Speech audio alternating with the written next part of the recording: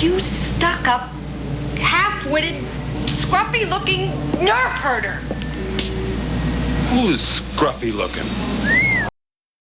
Welcome to the Nerf Herders. Today we have a special episode covering Adepticon and the World Championships. Tonight I have with me a couple of special guests that most of you are probably familiar with. The first, he finished in third in 2024, flying the infamous Sloniger. I have Machi. Hello, hello. And my next guest, hopefully you all know, because he We also hope. finished. Yeah, he also finished third, but then he came back and took it all last year. He is your current, soon-to-be not reigning champion, Jay Palmany. Hello there. Soon someone else will sit on your throne. Yeah, it kind of annoys me a little bit, but that's all right. I'll challenge him to a duel or something. Hopefully an Armada duel. Sure. Oh yeah, that's a good clarification. For some reason, I feel like Jay could be a fencer. Are you a fencer, Jay? No, but I have had a little practice with a friend of mine who is. That's more than most, so I mean you probably have an advantage over any Armada player in fencing. It's a lot So, harder than it looks. just for reference for those listening, we were recording at just after the final round on Saturday the 28th. So we have day one and day two in the books.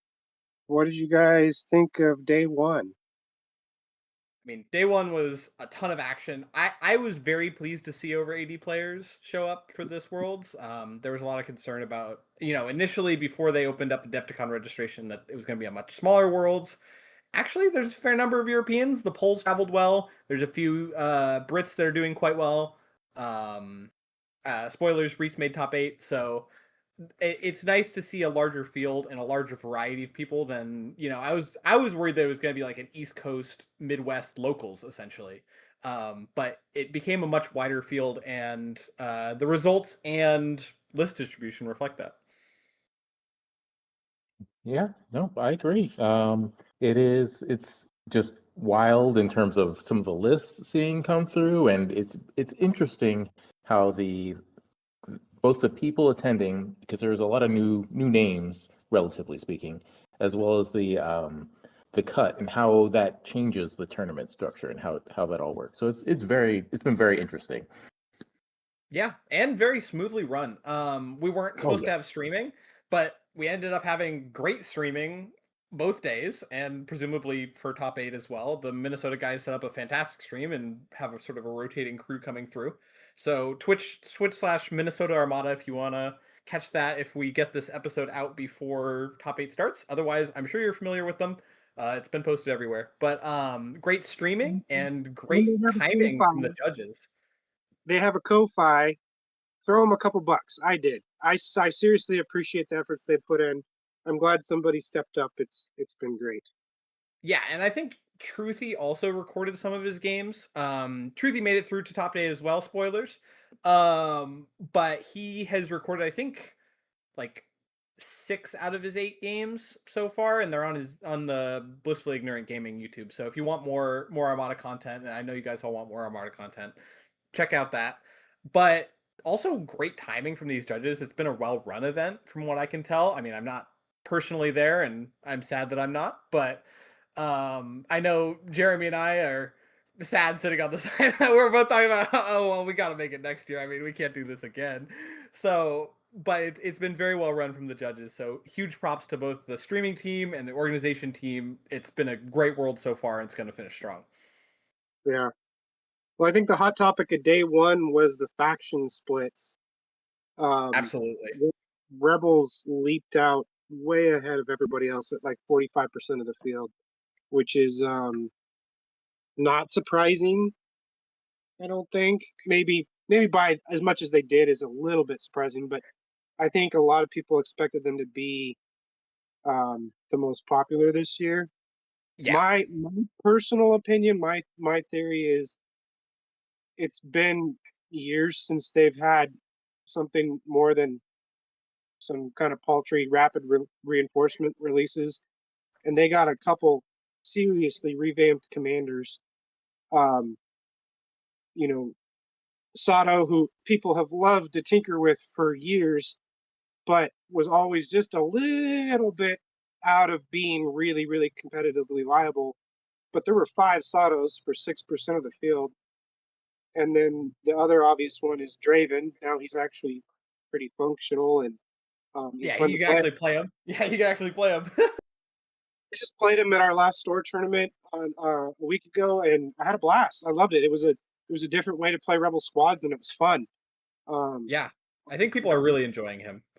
yeah, he's really fun. Um, yeah, and then Akbar with 11 and 13% is just I mean, nuts. 13% of the field is a huge amount for any admiral. Even at the height of certain admirals' heydays, that's still a lot. But at least it's not what Riken was at its peak. But 13% is still a large percentage of the field, and 45%, or sorry, excuse me, 47% for the rebels in day one, which is almost half the lists are rebel. I was predicting, more like 40%, and almost 50% is pretty insane. I don't know what happened to Radis. I was expecting way more, and we only got 3 of them. It was just so much Akbar, and I wonder if this is an overcorrection from last year where Akbar performed quite well. 2 got into top 8, and there was sort of this shift towards the red dice meta last year, and I don't know if that really held true this year. But people brought Akbar day one, and it was like dominating the field, which is, I think, a little more than people were predicting. Definitely more than I predicted. I agree. I would have been in the same boat with you at 40% roughly. Maybe a little more just because the Draven Sato will give it a little, but definitely not almost 50. And man, 11 for Akbar. That is a lot. That's oof. More. I Yeah, mean, you see Sloan and Deirdre and Radis. They're all at 3. It's almost quadruple some of the That meta. that my jaw hit the floor on that one. Only 3 Sloans? That's insane. and one of them is not even like conventional Sloan. It's Moralo Sloan. So like Yeah. you only have like 2 true Sloan lists, and one of them is Tok'ra, which is he's always there, right? So you got actually like one other person besides Zog and Tok'ra playing actual conventional Sloan, which is such a weird number for a wide field tournament. Like Sloan is typically what you would consider like a conventional list for a wide field tournament because it matches well into other squads and into all ship. Just not there, not present at all. More Mothma than Sloan, more Martuk and TF than Sloan. So some interesting breakdowns from this. Also, I think the death of Separatist was greatly exaggerated.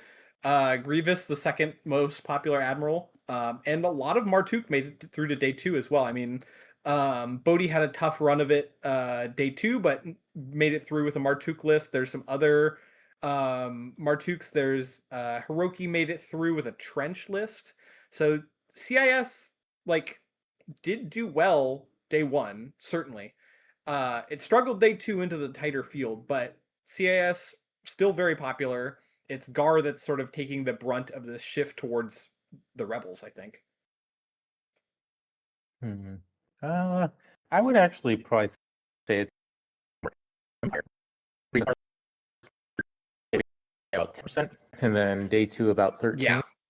I mean, Guard's always been around roughly 15%. So you just add 1 or 2 more lists, and you're pretty much there. Whereas Empire at 24 is relatively low. Normally they're in the 30s, 30, 35. So I Right, think yeah. I say They definitely in the Onager meta, they were like 40%, right? right. So So yeah, and they did go up relative to the field day 2, 28% versus 24% day 2. So I think a lot of the people that are good at flying Empire made it through regardless of the distribution of factions. And there's still a good number of Empire that made, top 8. Zog made it with the Morale list, as I mentioned. Reese made it with his Onager victory, and Matthew Chambers made it with a Vader list. So Imperials, Yeah. despite the more narrow representation, still have a good distribution of top 8 as we would expect. So I think the players that are good with it are still playing it. It's maybe people that were playing the Clone Wars factions or the Empire factions kind of defaulted to Rebels this year, which is interesting. It is. I Yeah, don't think of Rebels. Yeah. I think the changes to the arc made to the Imperial commanders and such, while they were good, I don't think they were quite as exciting as the changes that the Rebels got on their commanders. So I think that drew a lot of people to play, and then they weren't just good changes; they were fun changes. And Right. I think that's what really pumped up the Rebel numbers. Yeah, absolutely. I mean, Mahdi being at 20 points is cool, but it's like, okay, well, it's a 20-point Admiral. It's not really doing anything differently versus like a complete rework of, Draven or like fundamental changes to Sato and Mothma, as you're saying. Like it made it more exciting to play these Rebel lists. And I mean, Akbar was untouched, but he's at 13% the day one, so who knows? But a Rebel dominated worlds, 4 of them made top 8. So I'll round out our top 8. Adam Newton once again in top 8, Angry Ewok, with a Draven list. Ian Halterman with an Akbar list, Akbar squad list actually. It's more like a old style conga line with the 2 Intel officer assault frigates. And then in 5th place, Yasik, he made it through with another Akbar list, going 4-0, and he's playing his sort of standard Akbar, I would say, for what he always brings. It's the assault frigate plus the foresight, and then 2 flotillas and kind of heavier squad wing. And then Chris Fritz, Truthiness, made it through at 6th with another Draven list. And our one Clone Wars faction representation is an Obi-Wan. Now, which one of you guys predicted Obi-Wan in top 8? I predicted 0 Obi-Wan. I would I have mean, guessed it's zero Obi-Wan. Dedrick, right? Yeah, I don't know. I probably would have guessed I don't put zero. it. Made it into day 2. That's just day 3. Yeah. I it's Dedrick, right? And it's Dedrick flying an MSU list. So Yeah. if someone just told me it was Jason Dedrick flying MSU, I'd be like, oh yeah, good shot at making top 8. Yeah, fantastic. And I would just assume that he was flying Akbar. Yep. This is not Akbar. in the tournament where 11 of them are Akbar, none of them are Jason Dedrick. So Or the Adam. 7 activation. Yeah, exactly. It's 7 activation Obi-Wan. He's got a Ven 1 Svats, a bunch of consulars, and he took down some really, really talented players. He had the narrow 6-5 right before cut to Yasik. They both made cut anyways. But he beat Nick Larson, Matt Stobner, Bodie. He was like legitimately beating people up with this Obi-Wan list, and I'm very impressed. I mean, Nick Larson has been beating Jeremy and I up locally with Obi-Wan for a year, so I'm not that surprised. But to see someone besides him beating people up with Obi-Wan is very impressive. Sure. Yeah, I could, and he does do well with MSU. So I could definitely, when I was looking at who I was thinking would be in the top, or what would be in the top 8, I was looking at who, because it's just players who already are at that skill level. They can make a lot of different things work. So yeah, I could see him making it, and he almost made it last year. Like it was So You didn't forget Matthew Chambers flying Darth Vader to top round out our. Yeah. Matthew Chambers his list is quite interesting. It's a very skew list. I briefly talked with Truthiness about this. It looks on its face to be more approachable than the other lists, I think, in the top 8.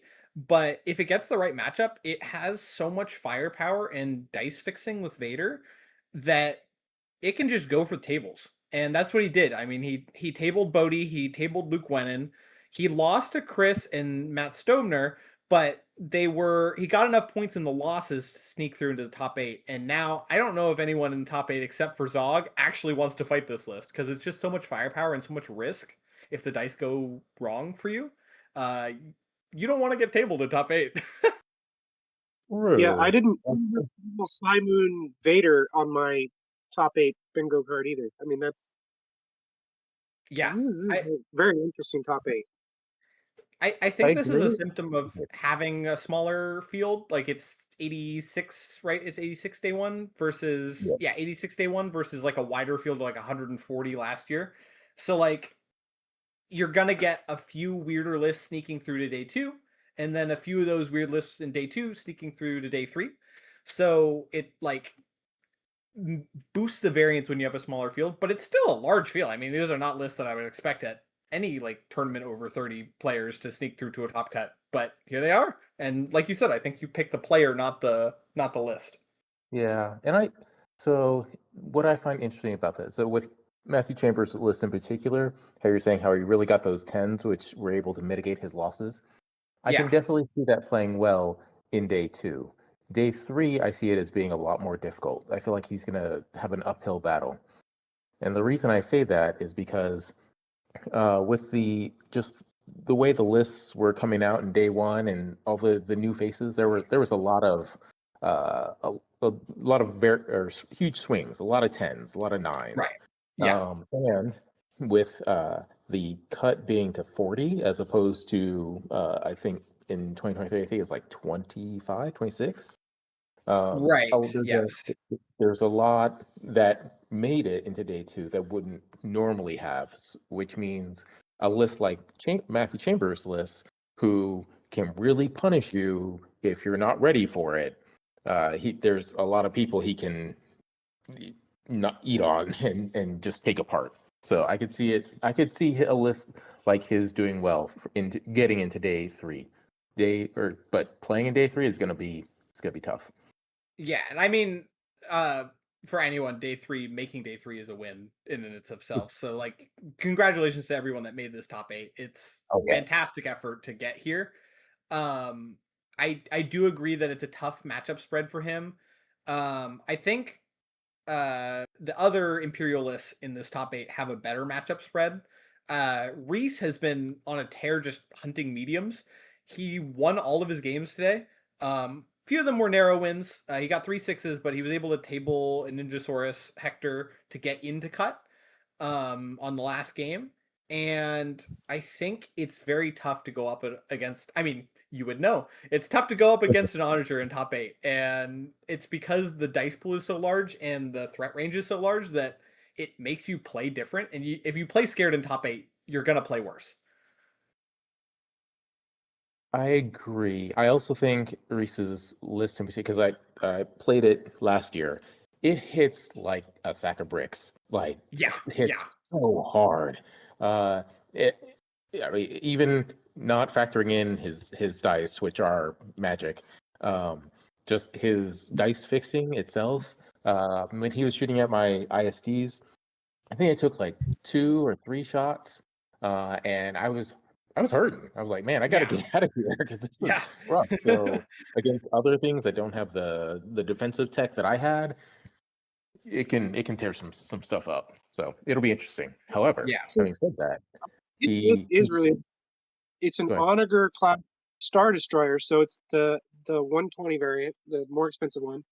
It's Ramadi, Price, Gunner Chief Vernillion, Ordnance Experts, XI7s, but instead of blue beam, he keeps the red beam, and then he's supporting it with a Victory 2, with Tua, Decaps, XI7, MS1 ion cannons, Harrow, and ECM. And then he's got a Vader flotilla with parts, and then another flotilla with comms, and he's got Jonas to get the auto accuracy, and 5 ties. I think what jumps out at me on this list now, I glanced at it yesterday when he was one-shotting medium ships from full health to off the table. Um, but what's catching my eye right now is he's got an XI7s on both ships, so he's drilling through to the hole really quickly. Yeah, and what Jay was saying, like most lists are not bringing the kind of defensive tech that his double ISD brings. So if he's hurting after 2 shots, you can best believe like a standard list is in trouble after like 1 or 2. And between the auto act to lock out the brace, the XI7s to neutralize the redirects, he's shooting from extreme and long range on both ships. It's very oppressive, and he flies it very well. There's a picture from today in the Adepticon thread where he's managed to not ram, but he has all ships touching by their shield dials, and it's just an insane maneuvering setup that only he's like practiced enough with this list to pull off. And I know before last Worlds Day, you and I were talking about like pre-planned, Gazanti maneuvers to ram so that you can get certain objective control and things like that. He has taken the ramming to get the Ramadi obstruction to like a science, and it is amazing to watch. So I'm hoping that he'll be on the stream at least once tomorrow. Yeah, I I would agree. win games for sure. Yep, it should be super interesting, especially if he gets paired up against a high squadron list. Just because I think last year he struggled against that in particular. Right. And I could see this list just because it's got the couple ties or 5 ties, and that's it.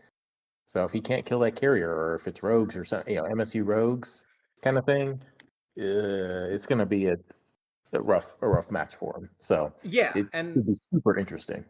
all 3 of these 4 rebel lists are heavy squad, right? So Yasik, I think, is a big problem for his list because he has the foresight. Foresight can shrug off either one of the ship's shots and then get into the side arc. And he has 120 points of squads, and Akbar for firepower. So I think Yasik might be one of his poor matchups. And then also Zog. I mean, we gotta address the Moralo in the room, which is, I'm gonna come out and say this. Maybe I'm jinxing him, but like this is probably the best list in top 8 in terms of matchup spread and threat to score big in these like more competitive top 8 games. Because you have to swing for points. You only have 3 games to score the points, not 4, and a 6 does not cut it. So he's gonna be experiencing people actually engaging with him rather than running away. And if he plays Moralo correctly, I think he can beat any of these lists. But in particular, I think Reese needs to get the Quasar off the table really, really fast. Otherwise, the Onager is going to burn down. Like it can stand up to like maybe 1 turn. So Maybe. it maybe 1 turn, and it needs to, because it doesn't have PDIC, doesn't have the ion slot, and it doesn't have any defensive tech. It he doesn't, he has 2 on the victory, so no defensive tech. It's Sloan, right? So he can strip the redirect. If he doesn't one shot the Quasar, he probably gets tabled. And like maybe he trades, the table for the Quasar, but I think Zog is going to be smart enough about positioning the Demolisher so he doesn't get forked. So we'll see if that matchup even happens, but that's probably his hardest one. And like you said, I think all these squad ones are a tough uphill battle for him. Yeah, I can see that. Morello can definitely do some damage into Reese's list in particular. It'll be interesting to see how it plays into the others. I've never really had many negative experiences against Morello, just because I tend to just lock down the lambdas. But Yeah, he's Zog's been able to do it. So and do out. Actually, something that you mentioned, or that Reese doesn't have PDICs. There's, out of all the PDICs in the tournament, there's only 1 in top 8. I thought that was interesting. there's Yep. no Radis. We were talking about Radis being a problem before the tournament, and there's no Radis. So no Radis, 1 Pedix, Yeah. no Agate. So I guess everything's fine, right? Yeah. Only Zog with his Morello has strategic as well. Yeah. So I think the I think the PDIC is still like a thing that we will discuss for years on end. But Sure. it's clearly not dominating the squad list matchups and not dominating the, 134 matchups either, because our top 8 is almost devoid of it. Yeah, it's quite interesting. Chris, I think, also could do well with Onager because he's got boosted on his assault frigate. He's got Han Solo and Ketsu and a Lancer as rogues, and then he can activate the others from long range. So that would be an interesting matchup too, because Chris is a savvy player and knows how to handle himself around an Onager too. Absolutely. I think that both Draven players, Adam and Chris, are extremely experienced with their lists and their archetypes. Like, Adam has played the Akbar squads for almost a decade, and this is not that big of a departure from that archetype. He's still flying the Assault Frigate, he's still flying the 134. So he's very practiced with it as well. Chris is very practiced with it. And Chris got practice against Zoggs Moralo, this same exact list, in VWC and got the win. So I'm curious to see how Chris's experience against Adam day 2 and Chris's experience against Zog in VWC translates to these top 8 matchups, if that even happens. I mean, there's a world where they all dodge each other, but if they're all I don't think so. vying for a win, we're gonna get something. There's gonna be sparks, so we'll see. Yeah, at least one of those will happen. So that experience will definitely be helpful, just super helpful. But it'll probably be game defining in many respects. Yeah, absolutely. And this Obi list looks a lot like the Anakin lists that we're seeing from like Xantos and Andy Arkwelder in VWC. It's the 7 activation Gar, the Consular Swarm, and those have done well into squad heavy lists. We're just going for the table. And he's a savvy MSU player, so I wouldn't count him out. I just don't think he wants to see Zoggs Moralo.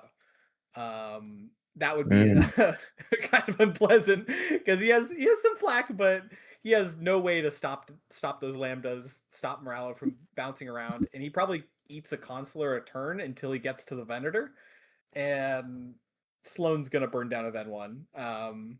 Does he even have tranquility on that thing? He doesn't have tranquility, so that's a tough one. I think he's looking to maybe dodge that matchup. So it's going to come down to the matchup gods round 1 and then the players after that. True, very true. All right, Jason, you're the reigning world champion for just under 24 hours left. What's your favorite list here and why? Favorite list to win, or just favorite list in general? Okay, List slash player. Give us both. Okay, well, so for player, I'm gonna probably actually I'm gonna change my mind from 10 minutes ago and go with Chris, just from the level of experience, because that makes a huge difference. And he's been in top 8 before. He knows what he's doing, and he has bid on Adam, and and he has experience playing against Adam. I think Adam won on day 2, or what's it? I think Adam won earlier. Adam got the 6. Yeah, and so normally or often what happens is whoever wins the first game loses the second one. So I'm gonna probably go with Chris because I bet he can probably lock down Zog's Moralo.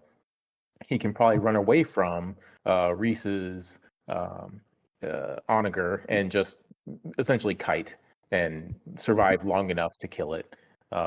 He could the same with the ISDs, and so I'm gonna go with him. Now, I wouldn't mind having Adam win. He's been in top 8 twice. Yeah, he was what, 4th and 5th, I think. 4th in 2023, and I think 5th, maybe 6th in 2025. So he's always been right there. And he's got a similar list.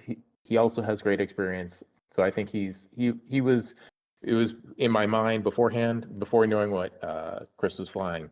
It was Adam and Black Admiral were my top 2. So you're picking one of the Dravens. I'm picking one of the Dravens. Now, I would love Obi-Wan to win Worlds just because it's chaotic. I don't know if Jason can pull it off. He kind of needs the perfect matchup run, but that would be fantastic.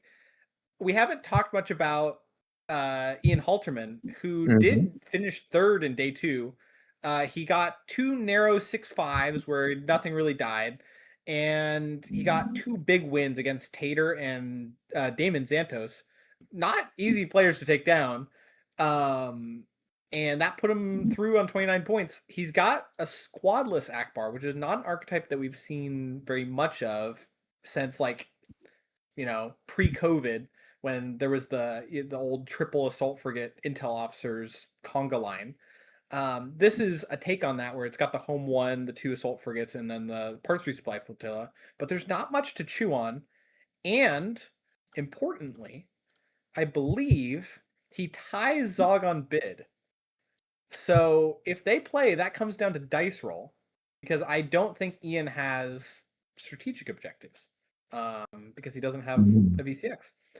And if he takes second against Zog, that changes the dynamic a lot, because then it's just normal Sloan, but with a worse squad ball. He also has potentially a favorable matchup into Reese just because of how much beef he has and how much damage he can shove into the Onager. And there's not much to engage with for Chris or Yasik or Adam, aside from just sort of trying to force bomb down one of the assault frigates and hope that you don't lose anything in the process. That's fair. We have not mentioned Ian. I think I agree with everything except I think the Draven. He's gonna have a tougher time versus the Draven list because they can actually burn down a ship pretty quickly. Because I ran the math and like for against my ISDs with all the defensive tech, is it 2-3 turns? So Yeah. against assault frigates with ECMs only, I think for defensive, they can pretty much take one down very quickly. And Adam's savvy enough to run away and just kite, and so Right. it's going to be hard for those to get those Akbar side shots when he can just stay out of range, and you have to get the side to shoot, not the front. So I could Right. That's see fair. Chris and He, Adam both doing well into that one. Ian took a 6-5 loss to Yasik in round 3, and it was a kiting situation. It was capture the VIP. Yeah, it was Yasik's And VIP. yeah, and Ian was, I think, he was, I wasn't able to pay a ton of attention, but it sounded like he was having a difficult time with the squadrons. I Yeah. think this in this top 8 will probably not be good for him. I, Yeah. Yeah, Interestingly, though, I saw that one. he did take first against Yasik, so he knows Mhm. Yasik's objectives and has bid on him. And like we said, like if you have that knowledge and you've played them and lost to them in day 2 or day 1, that does give you an advantage for top 8. Now, I don't want to count him out, but it is an uphill battle into all these squads, absolutely. And if he sees the Moralo, I think it's cooked. Because there's no defensive tech on these aside from Pedic on the MC80 that can slow Moralo down. I think he's losing at least 2 ships, maybe the table against Moralo. So I think Zog is eyeing like 4 of these matchups for things that he wants to see. And if he sees one of those round 1, he can play a lot more cautious rounds 2 and 3. So That's I, fair. you're picking the Draven. I'm picking the Sloan. I think Zog has the line here to win worlds, and he was talking a lot when we had him on Foden Beat about how he was so concerned that he could play essentially perfectly for 11 straight games. He doesn't really have to anymore. He got into cut. He just has these 3 games. He has a night's rest, and he only really has to play perfect for like 2 of them, and then run away for 1 of them, and that's enough to win worlds because his list has the capability to win big so much. I mean, he had 30 tournament points on day 2, which is so impressive. Yeah, no, I agree. No, that's fair. He does not have to play perfect. He really probably only has to play perfect one game, and then depending on matchups, he could play decent on another and then run away in the last. So yeah, you're Yeah, correct. That's a and I solid think pick. It's my second pick. I think also it's interesting that he's putting the pressure on his opponent to play perfectly because they have to lock down morale, they have to lock down the lambdas, they have to play around his deployment, and he just has to kind of play his normal game, and he's good at that. I mean, he's played the quad pelta for so long. Mhm. He's fundamentally very good at the finicky squads, and it's less brain drain on him than it would be for someone else. He's Sure. practiced the Sloan a ton, so I think he's probably my favorite right now, but I would not be surprised if one of these Dravens won or one of these Akbars. Um, my outside hope is always going to be this OB list, but I don't know if it has the right matchups to even get there. I think the round Um, but generation is going to have a huge amount to do with who wins because I think it is a lot of rock paper scissors matchups here. I think true. Zog into certain lists here is a bad thing for those lists. Like Jackson said, there's 4 lists he'd love to have a whack at. I think Chris and Adam both have matchups that would go really well for them. Now, where it gets weird is if 2 of the 3 heavy squads there end up facing each other round one. That could really mess with their hopes. I mean, I that think gets us into the crab bucket situation, right? Where if Yep. Adam and Chris Chris. play, and then like Reese plays one of the more tanky lists, and it's kind of just like a 6-5 scenario, and one person jumps out ahead. That person that jumps out ahead early with the 9 or a 10 just probably can't be caught by the people that dragged it down into the crab bucket. So really, anyone here in this top 8 is looking for their favorable matchup first so that can inform their decisions for what they need to go for in the future games. Yeah, that kind of is how it worked with 2024, right? Round, I think it was 2 or 3. Like Peter he did well in his first match, and then people had to go after the Starhawk, which Right, is a losing. You're already fighting uphill at that point. right. And I remember being so frustrated because I got kind of like an auto guaranteed 6-5 matchup in my first round of top 8, and I knew that someone would win bigger than me, and I would always be like chasing them for the next 2 games. And you want to be the one in the driver's seat, not the one chasing. And I think probably out of any of these lists, it's like weirdly enough, it's Matthew Chambers and Zog that have like the best chance of like getting that huge score round one if they just luck into the right matchup. And if Matthew Chambers gets the crazy 10 round one, hey, or Ian Halterman maybe, and they get the 10, then they're in the Farm Hawk situation from 2024 where they can just sort of sit back and people have to engage them. Uh, yes, although I see that being a little more difficult for Chambers, just because there's so many squadrons out there that could just nom on his stuff. Yeah, But yeah. They're not built defensively like the way that your ISTs were last year.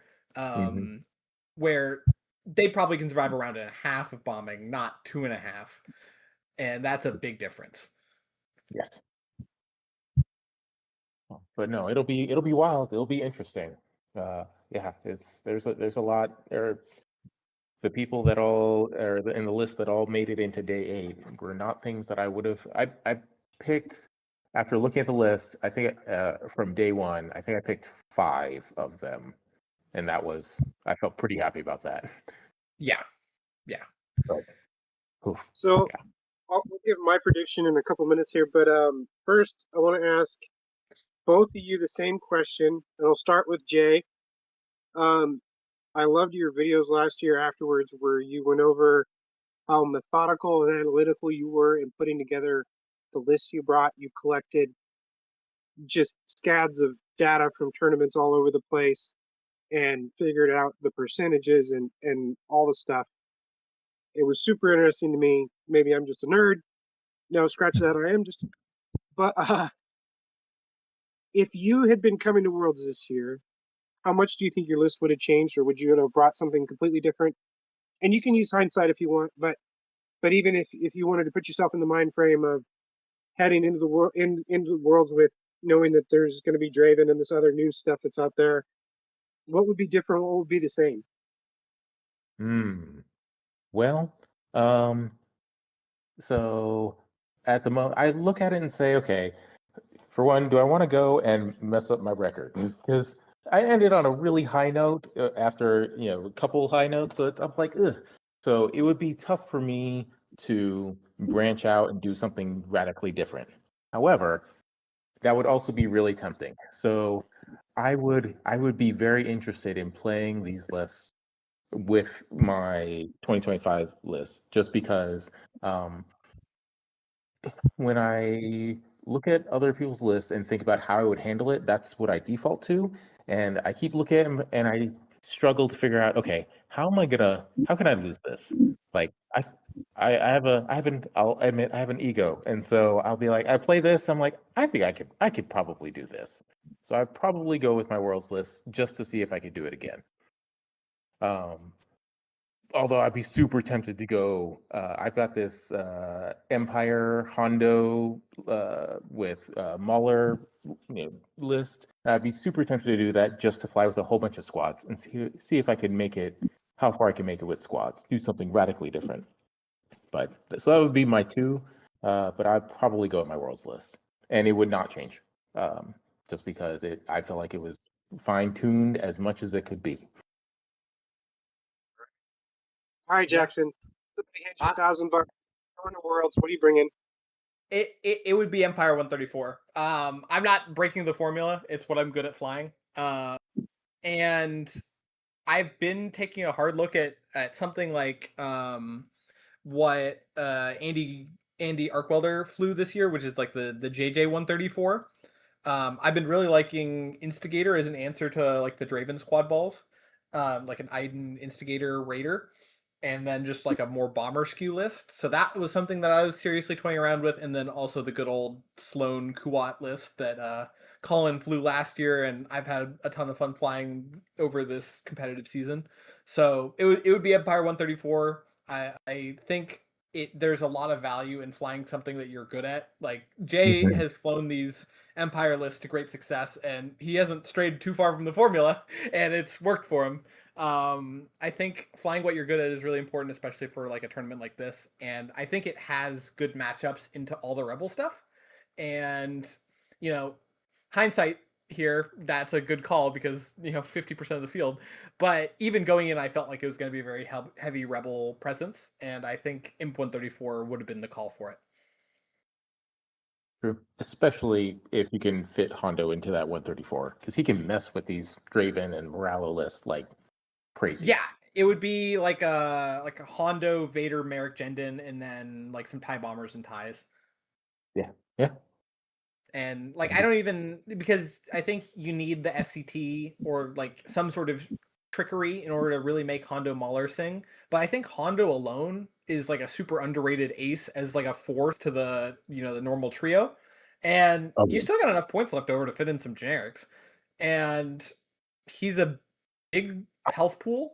He is super annoying to deal with, and he turns off things like Han and Lando and Fen and all these annoying aces that you don't want activating in your face. Yeah. And you So don't even have to hit with him. Yeah. yeah, he just kind of moves in there, and they go, "Oh, I kind of lost a squad fight. That sucks." But yeah, so that He, that that would be what I'd be toying with. oh, that sounds awesome. Hondo is probably what I think is the third best squadron. Yeah, So he's amazing. People definitely sleep on him. Just his is ability it to yank the squadron. Oh, it's crazy. is it Deltakin and Jendon, or is it Deltakin and something else? Uh, Merrick, Deltakin, and then probably Hondo. Yeah, I mean it's hard to argue with 21 points for Merrick. I mean that guy is undercosted. Yeah, well, you see more Merrick than you do Jendon. It's true. It's And true. You don't it's so I need mean, Jendon for Merrick, but you need Merrick for Jendon. yeah, Yeah. yeah, yeah. So it's wild. So, but that yeah. So Hondo's amazing. Yeah. Anyway, So I think so. Your answer, I like it. Jeremy, is that we both bring Hondo Squad. I think I would have too, honestly. Actually, back in the fall, I was flying Nozzle 134 with a demo, and I tried several different variations. Um, and then I got sliced. So I have PTSD from slicers.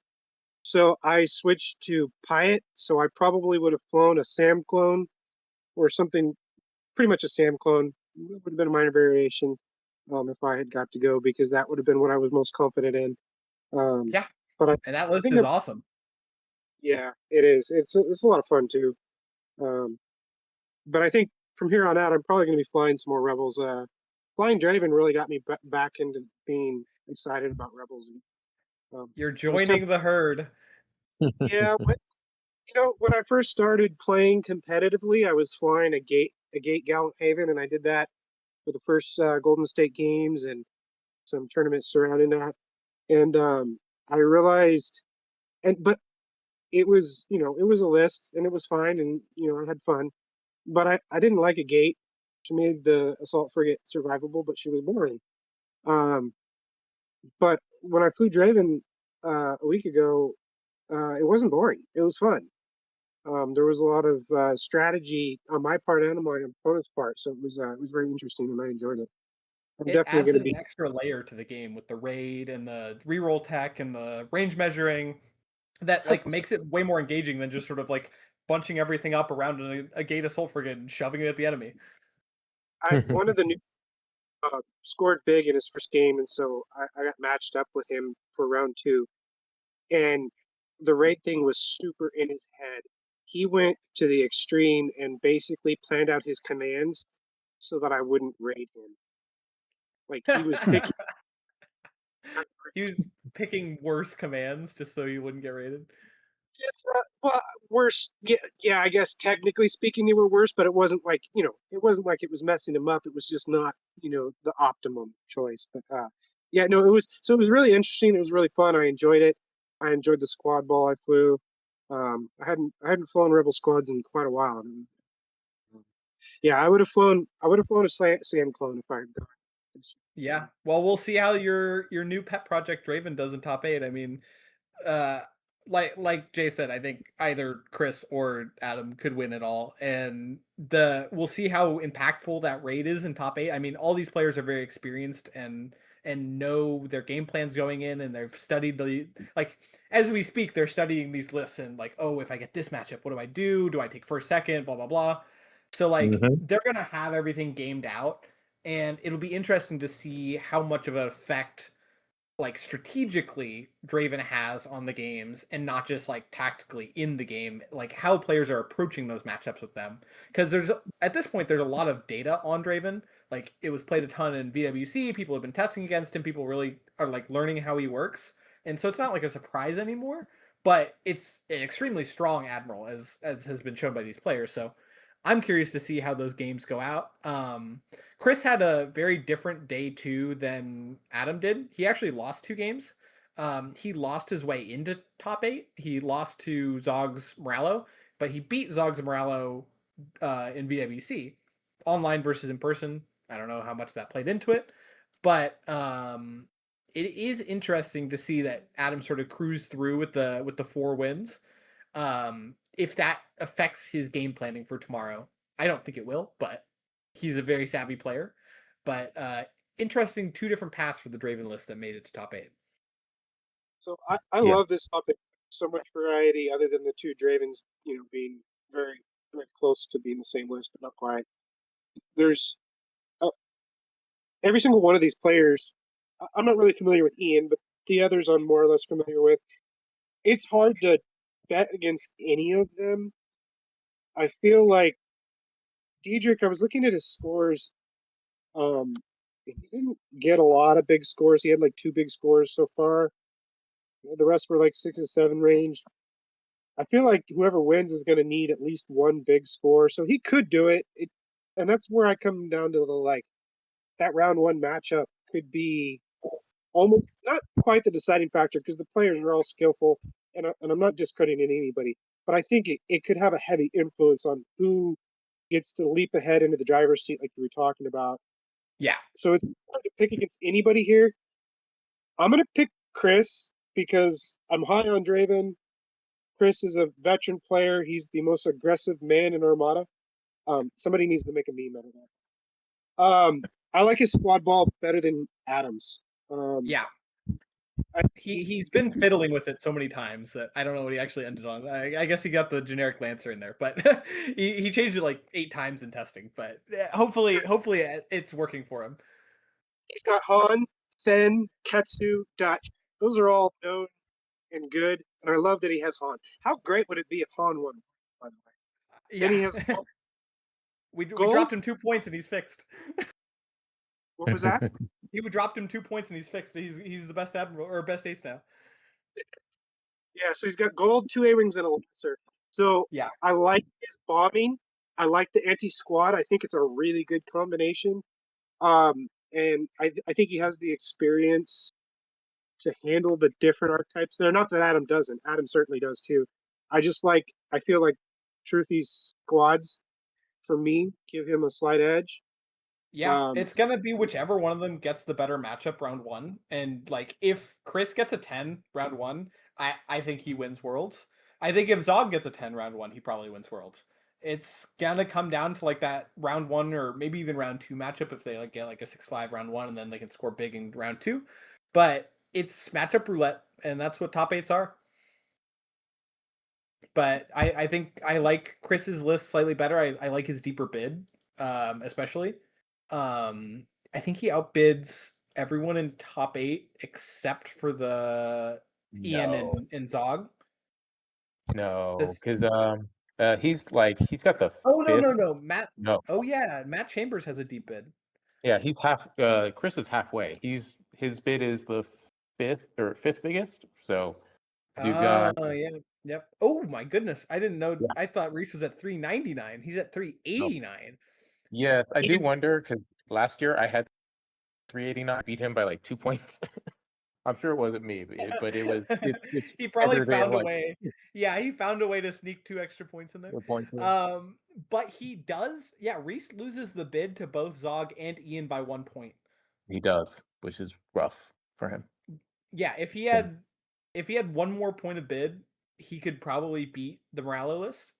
Yeah. Hey, going first into that list, it probably tables Zog pretty easily. But going second to that list, he probably tables it pretty easily because he can put the Vic in a position where the Quasar can't escape. But otherwise, that's a very uphill battle. So we'll see who draws what. Well, I'm I'm really excited. surprised. It's something. Yeah. Yeah. Right. Yeah. Okay. I'm really surprised that the Zog only 12-point bid for Morello. I'm like, Well, I'm just ooh, not sure what you cut. I would have to look it over, but that's the smallest bid I've seen with a Morello list that I can remember. He was talking a lot about the difference was either 14 without veteran captain on the Quasar or 12 with the veteran captain on the Quasar. And hey, it looks like it was the right call because he outbids everyone, but he just as easily could have lost bid to someone, and that was the difference. And that vet captain's not worth losing bid for that list. Yeah. He's got Woldar. Could drop Woldar. From the games that I've seen, Woldar has like actually won him squad fights. Like that was the reason that he was able to push a win on Truthy today, I believe. And like in his VWC run, like that was like Woldar was single-handedly winning him games because it makes Morallo single turn a squad ball rather than 2-turn a squad ball. That's I can see it. Yeah. Because if you're averaging like 1 more damage a squad shot, it's pushing you into that 3 damage bracket more frequently than 2 damage. And like 3 damage AC on Morallo is like burning down aces very, very, very fast.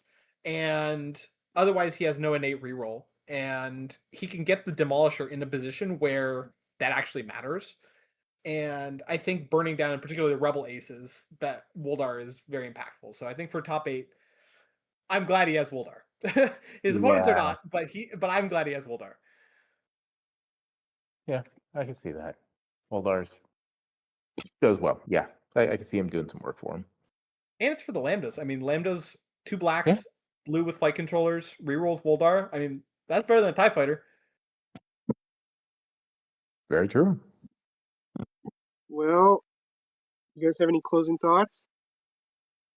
I think this is going to be a fantastic set of games. I think top eights are always fantastic. Last year was amazing to watch. I mean, I was watching from the judge perspective, so I was actually getting to like bounce between the tables kind of frequently, and the matchups were amazing. And I don't think this year will disappoint in comparison to any of the past worlds. So I think these are going to be great games, and whoever wins this world is extremely deserving of it. For sure. Yeah, no, I think they're going to be fantastic games. It'll be just seeing the matchups. I'm sad that we're only going to get one table on stream, but I guess I'm happy that we have stream at all. So, but yeah, it's going to be super interesting. I'm going to be definitely refreshing as much as possible. Yeah. See what's going on. And whoever wins is going to be a first time winner. So Yes. I think first time for any day either. I don't think any of them have won, except for Adam now, have won yeah, a day of Worlds before. So exactly. Yeah. Although there's less prestige for winning day 2 or day 1 of Worlds than winning day 3, but that's No. true. Yeah. for sure. But I mean, in some ways, like winning day 2 or day 1, like day 1, there's a lot of crazy stuff happens. But day 2 often is when things are Things get real. coming to a head. Yeah, things Yeah. get real in day 2. So definitely, of course, far more prestige for winning it all. But just being able to win multiple days is impressive. Absolutely. So congratulations in advance, and I Thanks. hope everyone tunes in for the stream. Yep. And if hopefully with seeing everything that's gone down this year, more people can make it in future years. Well, Jeremy and I will be there. I promise you guys, I will be at Worlds 2027. I'm going to do my absolute best. I'm already. I got to get there. Sounds good. Tired sitting at home and watching everybody have all the fun. Yes, agreed. Yeah, we'll see. We'll see what my son gets up to. Maybe we'll play a few games and we'll show up. Yeah, J Worlds 2027. He's running Yeah, it well, back. just if my son's on board, he's ready to go, then we'll make some time for it. We'll Hell see. yeah. Well, All right. Jay, Jackson, thank you for joining me tonight. And I also want to take this opportunity to thank the judges, thank ARC, Legacy, and everybody who spent time and money, because there's no way that this wasn't paid for out of some people's pockets. I don't the pricing they have is nuts, and the cost of doing this. So thank you to everybody who made it happen. Thank you especially to the Minnesota guys for doing the streams. You guys are awesome. You rock. Thank you very much. Yeah, and I think that's it. Good luck to all the top 8. It's going to be exciting. It's going to be fun to watch. And we hope for some drama, but positive drama. Exploding spaceships. Yes, exploding spaceships, many of them. Yes, or at Thank least you for one. Yes, and the squadrons. Take the squadrons out. Kill them first. Well, thank you everybody for listening, and we will see you next time.